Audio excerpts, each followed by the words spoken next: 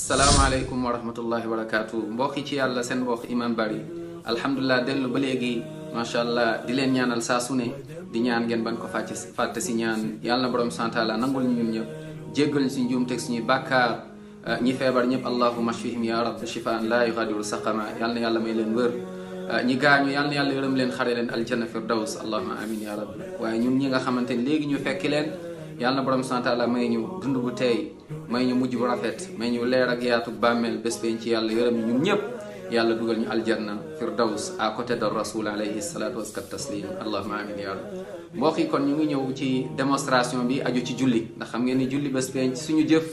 moom la ñu njëkk a xool bu baaxee fekk daan ñu bokkaale yàlla incha allah aljanna waaye bu bonee moom lépp day yàqu kon benn démonstration bien sûr qui ne va pas être exhaustive waaye incha allah dinañ relater les points fondamentaux et essentiels yoo xamante ne soxla nañ ko ndax tey suñu waajur yu bari ñu ngoog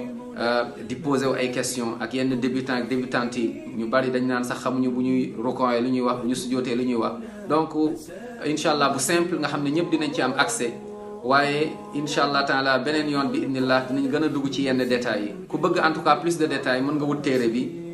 nga xamante ni Cheikh Albani moo ko bind alayhi rahmatullah muy sifatu salaat nabi alayhi salatu wasalaam min at takbir ila taslim kannaka taraha téere bu am solo mais fii moom dañuy joxe juste lu simple ndax ñëpp mën cee am accès yàlla na yàlla nangul ñu boole ñu min ahli jannatil firdaws amin ya rab